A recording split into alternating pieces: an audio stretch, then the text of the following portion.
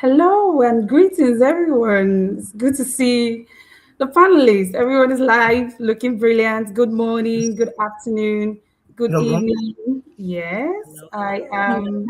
Yeah, hello. A brief introduction about myself. I am Salvation Chigeroka, and I'm joining live from Lagos, Nigeria. And I'm so excited to have this panel conversation with you all. I would like for us to mute our mics so that we can have no distractions. And I'll call on you. You briefly unmute your mic, introduce yourself, tell us where you're joining us from, and what's the inspiration for joining She Summits. I will start with you, Dr. Katie, please. Yes, hello everyone. I am a millennial executive coach and I help the millennial men and women uh, who are stuck in the promotion gap. They're high achievers, they're getting excellent performance reviews, but they're being told you're just not quite ready. And I help them get out of that gap and move into executive roles, take on strategic visibility opportunities. And I'm so excited to be able to be here to speak to you all today because the future really does depend on these millennial women and men to create better, more human-centered organizations. Right. Thank you very much, Dr. Katie. Please, Joy Dixon, briefly introduce yourself. Hello, everyone. Good day, wherever you are in the world. I am Joy Dixon. I am calling in from Oakland, California. I am an engineering leadership advisor and mindset coach. So I support engineering leaders with actually developing their skills so tech can really realize the greatness that we have in front of it and be a more inclusive and innovative, sector. So Thank hey, you. thank you. And I'm super excited to be here to share with everyone. Thank you. It's a pleasure to have you, Joy. Thank you. Hello, Tracy, please, briefly. You're muted. Please unmute. Below. Good morning from Yeah. Arlington, Virginia. I'm so honored to be here. I am Tracy McDonald, and I specialize in helping women navigate large transitions in their life, and I'm a public speaker. Awesome. Thank you. Welcome, Tracy. And Alma. Yes, hi. Hello, everyone. Good day. My name is Ama Ajapong. I go by That Inclusion Lady. I am the CEO of Inclusion Enterprises, which it is a firm that specializes in teaching people how to give and receive feedback and create high performing teams built on trust. I'm super excited to be here, especially because I feel like women are the portal to this earth. So when we are whole, the civilization is whole. So I am down for anything for women. Thank you so much for having me. Thank you, Alma. Welcome to the panel. Linda, please. Good morning, everyone. I'm super happy to be here as well. I'm Linda Porter, owner of Silver Roots Consulting, an AI consultant, and also an author.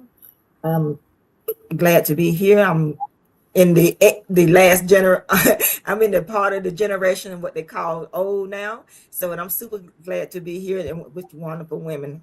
I'm sure I'm gonna learn something from each and every one of you today. Thank you so much. Of course, Linda, lovely to have you on the panel. Kelly, please. Hello, everyone. Linda, you're not old. Just saying. Hi, everyone. My name is Girly Tandai. Greeting you all from Cape Town, South Africa. I am co-founder of Optipus Solutions, which is a digital marketing and process improvement company as well. I'm excited to be here to give and take as well. So very excited with what we're going to learn today. And thanks for having me, Salvation. Thank you very much, Kelly. You're very welcome to the panel. And I want to say kudos to Linda. We're all superhero agents because Linda gave us, I don't know if you saw the LinkedIn post where we all wore lovely costumes. And that was very brilliant, Linda. So thank you very much for that lovely, very creative post. And yeah, so we're gathered here to discuss the future she builds, guiding generations. And it's a very, very peculiar conversation. And I would like to be starting off with Dr. Katie. And Dr. Katie, I'd like you to open up the panel conversation and share with us what needs to change in today's world, today's advanced world. Oh, it's such a big question. And it's something that, since you guys sent out the pre-questions, that I've been pondering quite a bit. And I think one of the most important things is really moving beyond the hustle culture and short-term wins, really towards leadership that's sustainable and honoring sustainable human leadership. There's so much going on in our world related to AI and other technological integrations into our work worlds. And I think that is putting a negative pressure on our humanness. Really, it's sort of, I know when I use AI, a lot of times I feel, oh, this is fantastic. And at the same time, I'm like, wait a minute, it's perfect, it's excellent. And then I almost feel like I put that back on myself. And that is like the worst thing I could possibly do for myself, and the worst thing that we as women can do to ourselves, because perfect is an illusion. And so if we can move beyond the whole hustle culture, especially in our work environments, and move beyond short-term wins towards sustainable leadership practices inside of corporations that actually honor the thought processes and the emotion and the energy that humans hold, I think that would be transformational in our advanced world. And I think that that's what I'm working towards shepherding into this 21st century workplace culture that acknowledges, yes, we can leverage these technological advances, and we can still be human, and we get to decide. And that's the kind of future that I want to see in our advanced world. Thank you. Thank you very much. Move beyond the hustle culture. I think that's brilliant. Joy Dixon, would you like to add to that? You, Sure. Yeah, definitely. Um, as far just because I leadership and especially leadership in tech, most people do not have leadership training. That just is. Um, and it's really interesting, Dr. Katie, you mentioned humanity, because I was on a panel like 10 years ago and people asked me what the future of tech was. And I was like, humanity. And as an engineer, like I've been writing code since the 6th grade, so it's been a minute, people. And even with AI and kind of AI engineering, you still need people. You still need those fundamental skills. But like your human skills are really what's necessary as we move forward. Absolutely your technical skills. I'm not going to tell anybody in tech not to learn AI or anything like that. But what's really going to set you apart and move you forward are your human skills. And that's where we are right now. And it is of the utmost importance that we do, adopt more. What I like to actually focus on is regenerative practices, right? Because it's one thing to like maintain, it's a whole nother thing to keep like, oh, this actually feeds me and actually supports me. So that's really what we need to look for going forward, is really looking at those practices, just how do we keep building? How do we keep this machine going? thank you very much. The humanity aspect of it.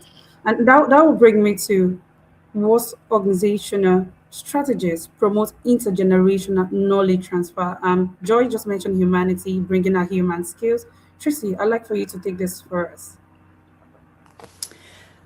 Yes. Well, and I'd just like to say, I love it that we're talking about the importance of not glorifying being busy, because especially as in many cultures, the woman is wearing many hats and she's the caregiver as well as out in the working world. And there's so much emphasis on putting value on action and output, human doing instead of just human being. And I think a lot of women's self-worth is tied up into that. When people say, oh, well, what have you done? Not who are you? What do you represent?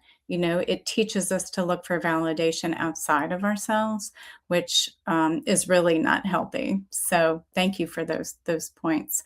As far as organizational strategies to promote intergenerational knowledge transfer, I'm all about person to person. I love getting up and speaking to students, anyone who's about to launch into a transition, a new stage of life. I think turning around as more experienced women and sharing our experiences and our knowledge and our lessons learned with the younger generations are crucial. And just like, through language and story, through our ancestors, passing the morals of those stories down and down, it's just so important to get in front of women and be an example of someone who's been successful and a leader, especially as women, perhaps in male-dominated circles and fields, and just taking the time to mentor the younger generation is so important. Yeah, thank you very much for adding to that. The transfer of knowledge cannot be overemphasized, especially in this generation. Linda, would you like to chime into that? Do you have anything to contribute to this? Sorry about that. Yes, and I also agree with Tracy. She pretty much said what I had in mind.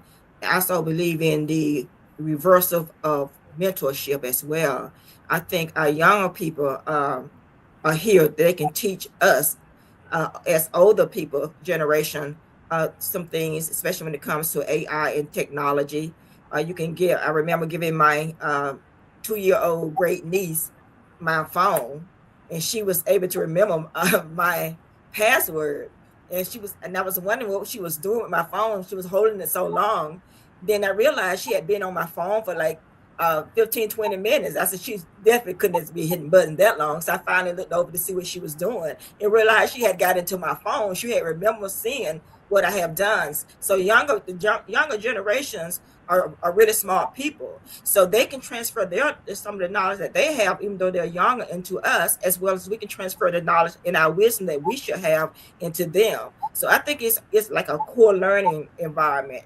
I agree with Tracy that we can just give the knowledge that we have and pass it down to the next generation, as well as that generation pass up what they have with us, and we just can coexist. So I think that's how we're going to transfer the knowledge that we have.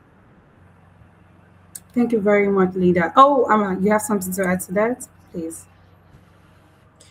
Yes, thank you. I love what everyone just said. I just wanted to add 4 really actionable things that people can do if they're at their companies.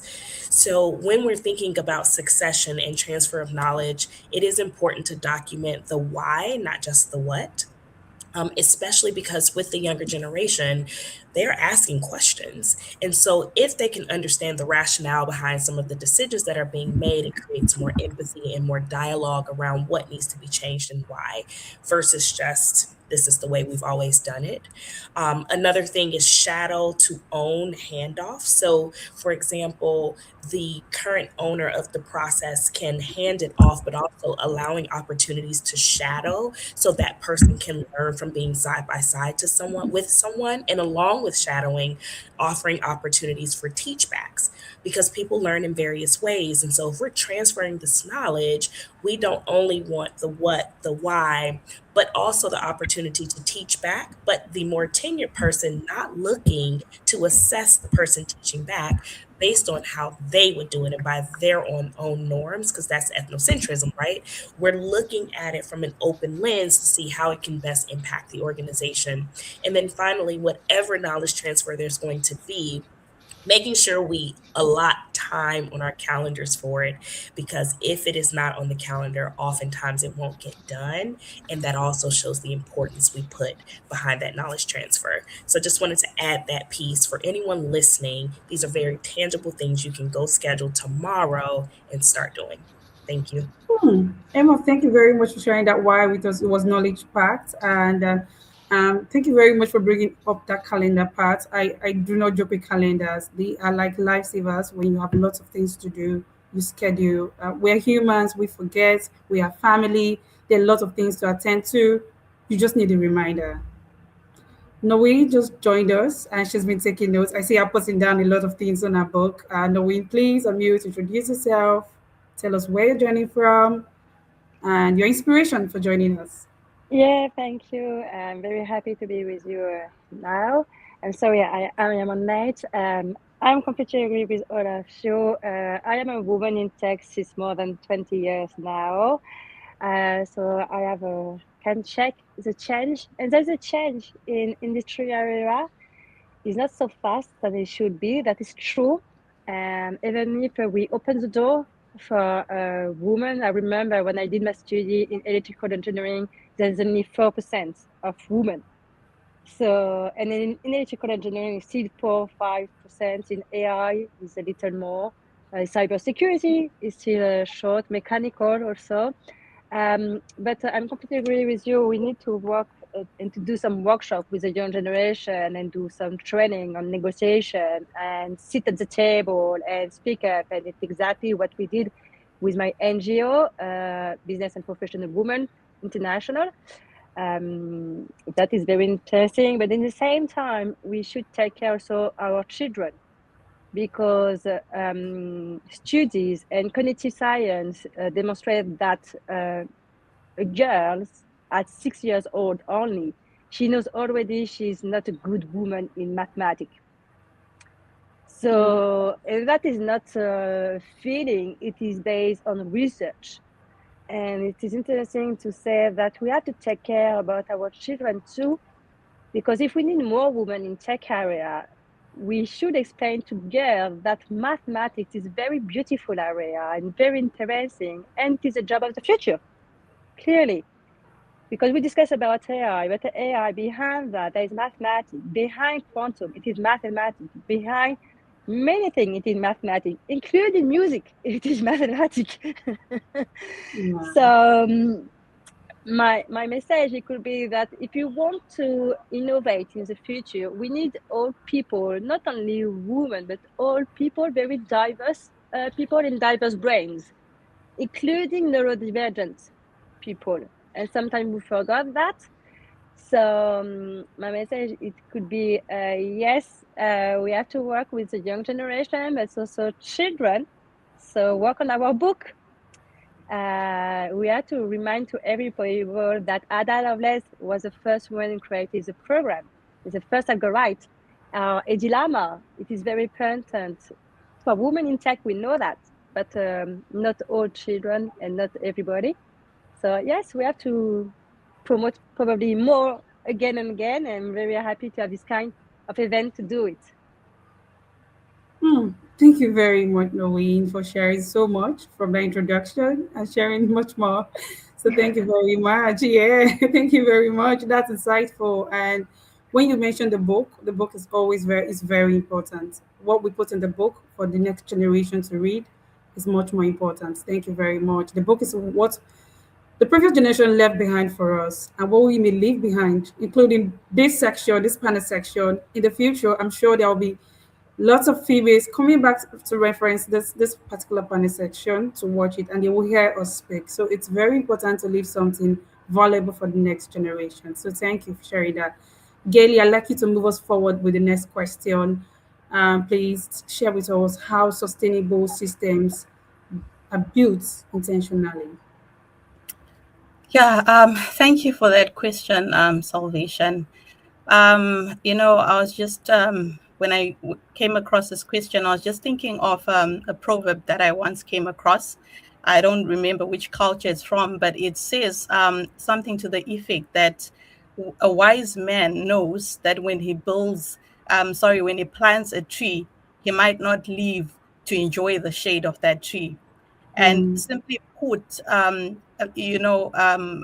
I think of a farmer. When a farmer goes out to sow their seed or whatever, I think the aim and the target is to be able to give beyond oneself. And the proverb that I just shared is also talking about that. We were saying that one is actually building a tree, but doesn't know if they'll actually live to enjoy the shade. So I think systems, the intentionality of I'm building for future generations. I think even as a business owner, as I'm building thinking of who else is going to benefit from this. It cannot just be, it has to be beyond me.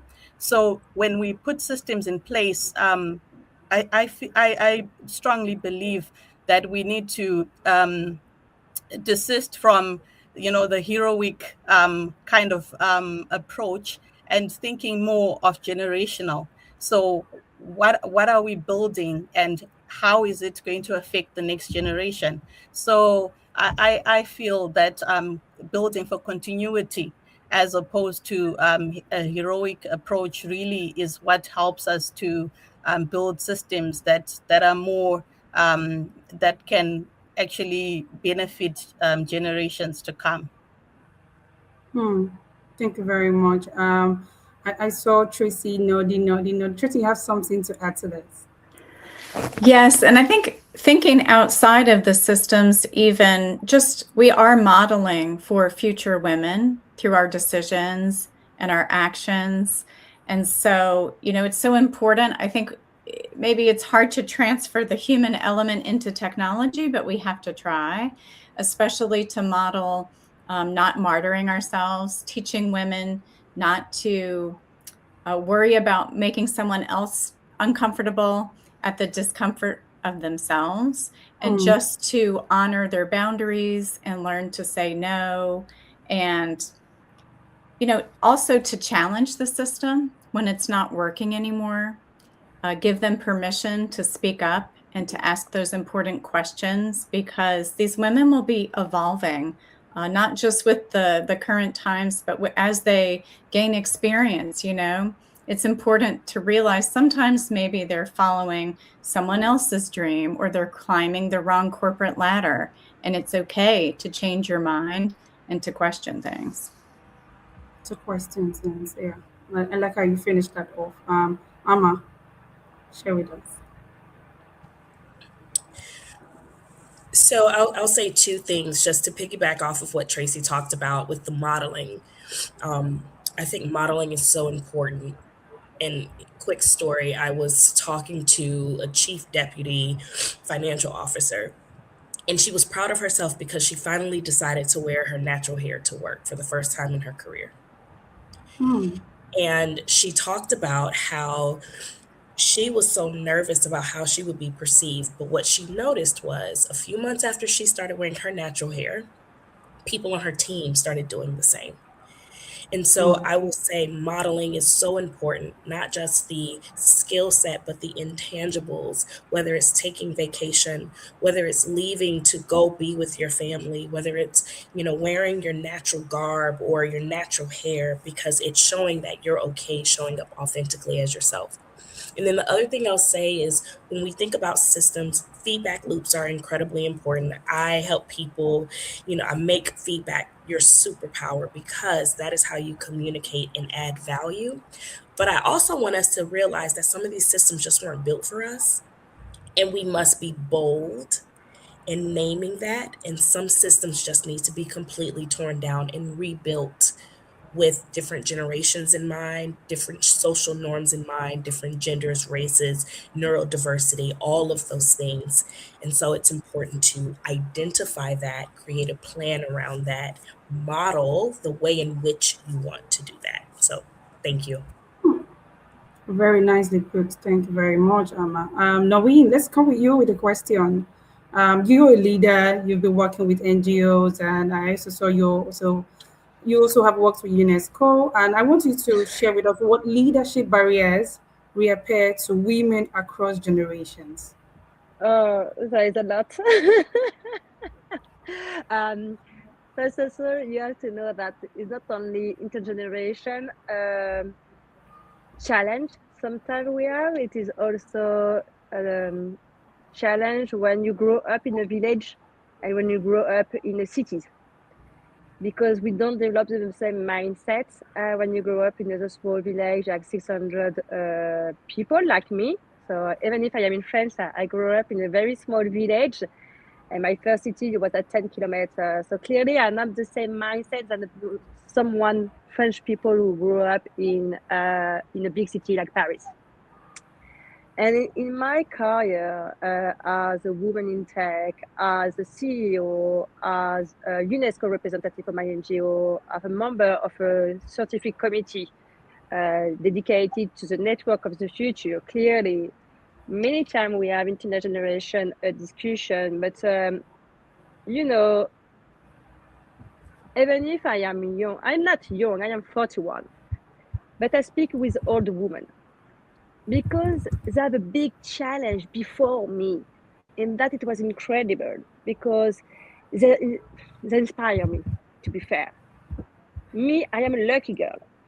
I am a lucky girl in France. We have a lot of law who protect women. It's not enough, I know, but we have more than my grandmother, for example. So we have to take time and consider them to do that. And I know today we are in another world, more technology, more social network, and with the young generation, sometimes they want to have speed. They want a reaction, very quickly reaction. And they forget probably the frustration. And sometimes when I discuss with young generation who want an answer very quickly, it is to learn to be calm, to learn to wait. And that is probably a big challenge today with social network. Because if you want to create a real reflection and to take time to analyze, you need to be calm. You need to see the global overview. And you don't do that if you stay on an emotional area. And unfortunately, today in our world, some of our politics stay in the emotional area and they attack people and we create some gap between people. While if you take time and look at the situation, we can be different. So it's not very easy, to be fair, to work with a different generation. But when you try to do it, you realize that you learn more and it's not a loss of time. You gain time and you gain of richness too. So it's very interesting to do a mixed because you are stronger after that because you take the time at the beginning. And then you can go fast. But at the beginning, you take time that people have to learn who they are and how they work. But yes, with my team, I have young generation in my team and people who are 30, 70 years. So sometimes there is a clash. It's true. But as a CEO, it's my role to explain them that we are on the same planet and we learn all the time of each other. That is a challenge. Thank you. Thank you, Noel. Yeah. Thank you for sharing so much. You have so much to share with us, and thank you for mentioning the mentality barrier and the impatience barrier with the generation. And it's fine. Thank you. Let's come back to Dr. Katie to share with us her thoughts on this. Yeah, thank you so much. And wow, I want to just say before I respond, and I feel so honored to be on this panel with all of you women, and I'm learning so much from you, and there's so much alignment. So I feel very grateful to be here. So one of the things that I wanted to respond to with respect to the leadership barriers and how they reappear for women across the generations is just to kind of center the conversation around what are the values and experiences that each generation holds, and what did success in business, the success in your career really mean for that generation, and how that shaped their identity. And there are very unique characteristics across the generations. For example, baby boomers, so these are the individuals who are holding most of the executive positions right now.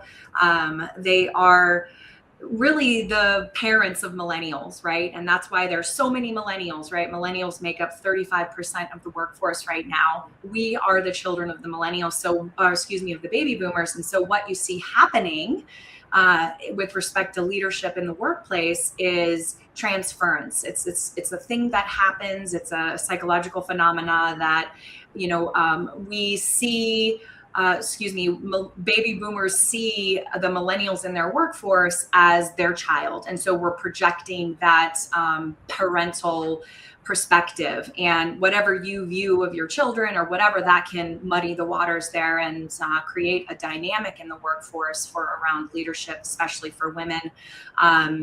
Around, you're not ready yet, or favoritism can also happen as well.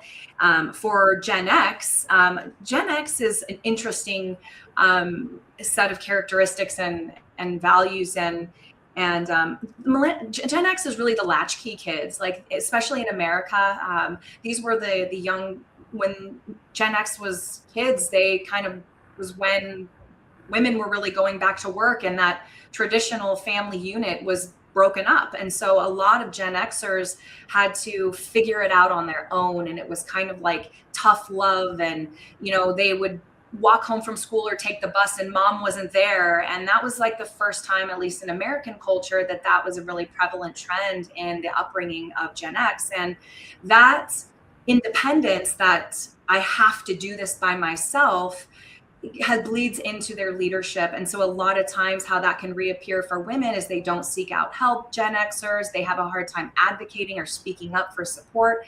And they also look towards the millennials below them as, you got to earn your keep. Whereas millennials, when we were raised up in school environments, at least in American culture, we're the first group of students in the public school system that were taught to collaborate in a team environment. And so we were raised with a deep connection to human collaboration and sharing ideas, which means we are fantastic at innovating. But we also require so much attention and collaboration that our Gen X leaders don't have the capacity for, or maybe don't see the value of it. They almost look to us as we need to figure it out on our own. And then you've got the Gen Zers, who are, of course, the up and coming, who have unfortunately been very insulated with respect to social interaction and being out there in person. Very much a generation that has grown up behind the screen for a lot of different reasons. And that shows up in how they build their confidence in the work environment, especially when so many companies are bringing their people back into the office. And that I find, at least with my younger clients, that they're working on getting confidence and building, be able to speak in front of groups and even have conversations and find love and build relationships and have human connection. And so that's my take on it, on this wonderful question. And I would love to hear what others have to share on that. Thank you. I think what we just received right now is a masterclass of Dr. Katie's Millennial Executive Coaching class. So it's mind blowing. It's a whole lot. Unfortunately, we'll have to move to the next question because of our time. I think you did justice to this question, sharing a lot about the different generation and the challenges they face. Thank you for sharing that with us. I'll move over to Joy to help shine light on this question, on how models of succession transfer continuity rather than replacement. Do I need That to? Yeah, go on. Yeah, no, that is a wonderful question. One of the things, and thank you so much, Dr. Katie. One of the things that occurred to me just as, not now, but like as the first time, because we've been in this world for a minute and the challenges we're seeing are not new, is just being mindful of labels, because then it's almost, and we know that that's how the world works. That's why you walk into fast food places and you no longer have to actually say, give me this burger, this fry, just give me a 1, 2, or a 3. Because people have already decided to do the labels, and we know there's that short circuiting that we do where we do like the fast and slow thinking. The challenge is definitely they're appropriate to support us in our learning, but there also can be they can be very harmful to not only others, but to ourselves if we internalize the labels sometimes that people put on us. So just really being mindful and always keeping our discernment and meeting individuals as they are is something to keep in mind. I'm not saying like throw the baby out with the bathwater, but sometimes, because a lot of us, we're just taught that way. As we were talking about the speed piece, especially now, people are like, oh, I don't want to take the time to get to know you. You're born, you're this zodiac sign, you're this, you're that, pick a trait. And I'll just call it that. And I won't. So we miss humanity. We miss it in our effort to find it. So I just want us to be mindful of that piece of it all, because that's really important. Um, and back to the question as far as how can models of succession transfer continuity rather than replacement? I am a big fan of this. This is like, if we're just talking like indigenous culture in general, right? We're always about like, and I love like Miss Linda said this, I believe, just about like the reverse mentorship, right? And spending time with the different generations and sharing knowledge in all directions.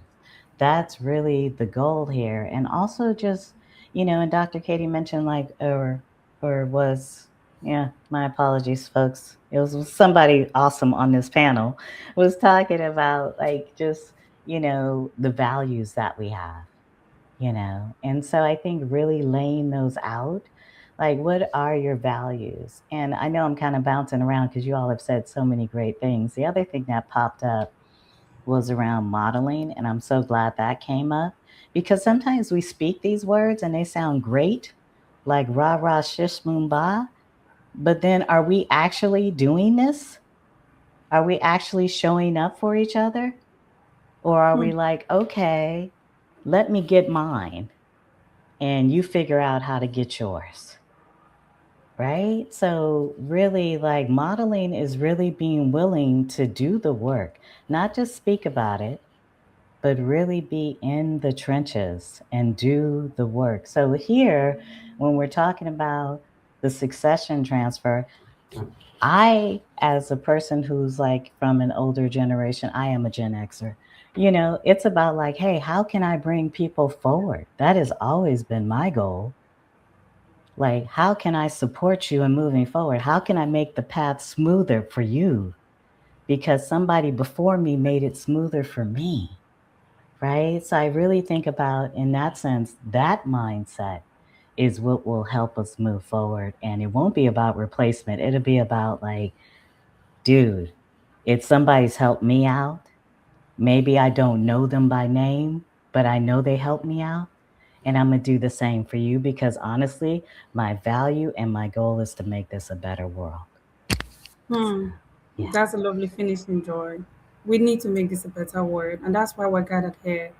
We need to make this a better world. Tracy, I'd like for you to take the next question just briefly.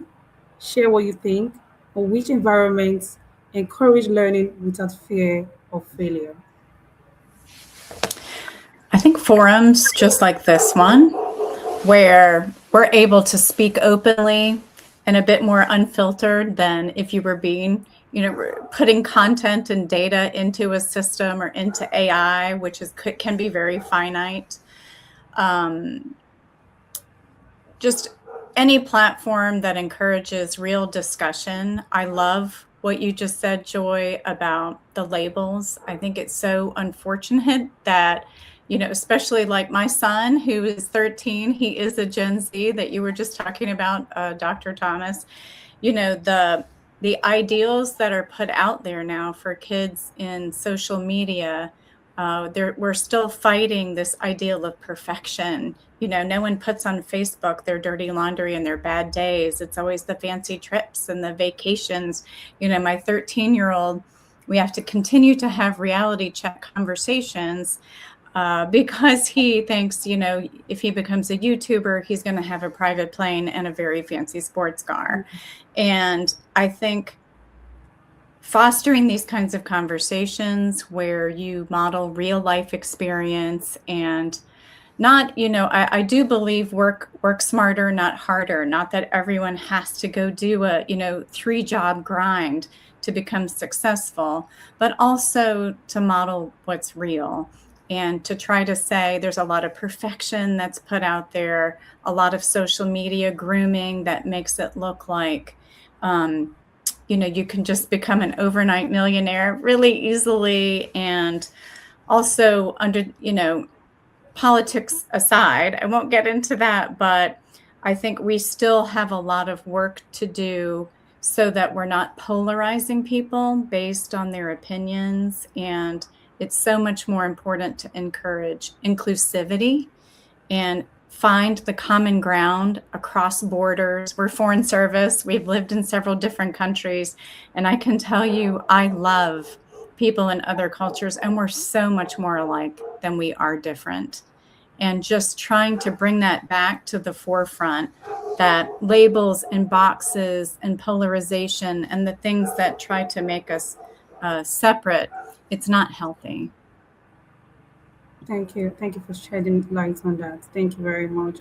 We have less than 5 minutes, and I want you, Linda, and please briefly, maybe less than 1 minute, shed light on what cultural expectations can limit women's future leadership development.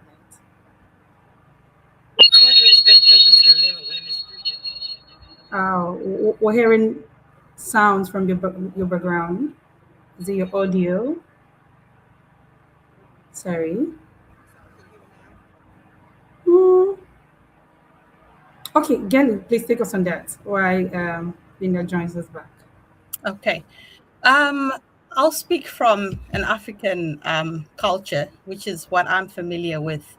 I feel there's a lot of pressure still in our African context for a woman to prioritize marriage, and because of that, a lot of women limit what they can achieve because they've got marriage at the back of their head, so don't overdo it, don't be an overachiever. You're not going to find a suitable spouse to marry you because you have your PhD or you have your house or you have your car before a suitor comes your way. So sorry, Salvation, do you mind just putting back the question? I just want to make reference. Thank you. So I Yes, certainly. feel, no, not a problem. So I feel those expectations limit a woman in how far she can go, And there's this saying that really makes me cringe: think like a man and act like a woman. Why am I supposed to think like a man when I'm a woman? Why should I abandon my femininity and put up a masculinity, facade that's not even mine to start off with? So I feel this culture of coming to the workplace and behave like a man, which is not who I am, also limits us as women. And these are cultural expectations that I feel, with the second point that I've just raised, across the globe, and as a result, the women that I've interacted with that spend a lot of time in a male dominated culture end up, almost sidelining fellow women, because now I think like a man. And so I cannot relate to these women. I can't relate to these emotions. Therefore, I'm going to hang out with the guys. So if you're going to be hanging out with the guys, who then is going to help these other women who are also trying to rise? You've been in that field, so you broke through it. Why don't you take another younger woman alongside, like what Dr. Katie was talking about, where we've got these different generations that had their different challenges, and I managed to break through because I'm in the millennium. So how do I now mentor the younger generation? So I think it's being intentional as women and embracing our femininity and saying it's okay to come to work as a woman. It's okay to come with what the world looks at as an emotional being. That's how we are, and there's a place for that. And I'm in South Africa, where we have a high rate of gender-based violence, and it's so sad because a lot of women stay in very toxic environments, for the title. I'm CEO, or I own a business, but I still feel the need to have the title of Mrs. even at the cost of my own life, which is very unfortunate. So I think as women, it's high time we celebrate each other. It's high time we appreciate each other as different as we are, as Joy was saying, and really be intentional. It has to stop being us meeting and just talking about it, but actually doing, walking the talk, and not just talking about it. So yeah, this is something that I feel really passionate about, because of the obvious African context that I'm in, and the limitations that women put on themselves because of what culture is expecting of them. So yeah, because of time, I'll just end here. Yeah, yes, exactly. Well, thank you very much for highlighting those cultural expectations. Especially, I can relate so well with what you shared, Dr. Gelly. I'm based in Nigeria. I have elder sisters. I have aunts. I have a mom. So I understand what you just shared. It's relatable. It's understandable. We have, trust me, we have very limited time. We have so much to talk about. We have already said a lot on this panel conversation. But just one thing for everybody, so we can just wrap up beautifully. I like Linda. So just in 5 seconds, tell us what you think. I'm just going to bring this up here so that it's visible. Yes, this is it. So I just want, in just 5 seconds, what promise are you making for future generation, Linda? Oh, your audio again. We can hear you. Can you hear me? Yeah, Yes. yeah. Now, Yes. I'm promising whatever knowledge and wisdom that I do have that I can share with the next generation, and they can pass it on down to the next generation. That is my goal, to be able to help each and every person I come in contact with and share whatever knowledge I have. so help me God. Love it. Love it. Love it. Yeah, no, Wayne, please tell us what promise are you making for future generations? I promise to stay to be bold, be passionate, and be proud to be a woman and support all women. Perfect. Thank you. Amma, please tell us what promise are you making? I promise to continue to honor the knowledge and wisdom of the generations before me, as well as collaborate and incorporate the knowledge and wisdom from the generation below me. Hmm. Thank you. Beautiful. Thank you. Gelly, please tell us. I promise to bring my authentic self to the table, and Hmm. to help cultivate others to bring out their authenticity as well. Because when I think of it, salvation, there is no other person that's like me. Like there's no other girly Tendai anywhere else. And I have this one opportunity on this planet to live my life the way that I see best to live it. And I'm going to do that. And every person who's been given that chance should be able to do that and live their authentic self. Thank you. Thank you. Tracy, please, briefly, what is your promise? I agree to model authenticity and continue to share mentorship. Bravo. Thank you. Joy, please. I'll third that one with the authenticity, the mentorship, as well as continue to grow myself, so I can actually continue to have more to share with everyone. Thank you. Thank you. Thank you, Joy. That's pleasant. Dr. Kissy, you started off with us. Now you're closing with us. So please, what is your promise? My promise is to continue to lead by example, and that means being authentic and taking care of myself first before my children, my husband, or even my employees. And no women left behind. No woman left behind. That's also my promise. Hmm. Thank you so much, panelists. It was lovely to be on this panel conversation with you all. Please, audience, connect with our speakers, follow them on LinkedIn. They are all amazing speakers, amazing models, amazing leaders.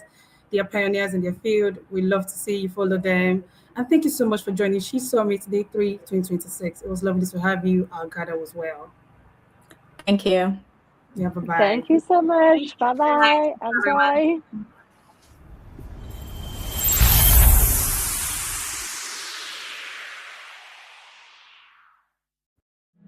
I'm Gayatri Tawa, Lead Data.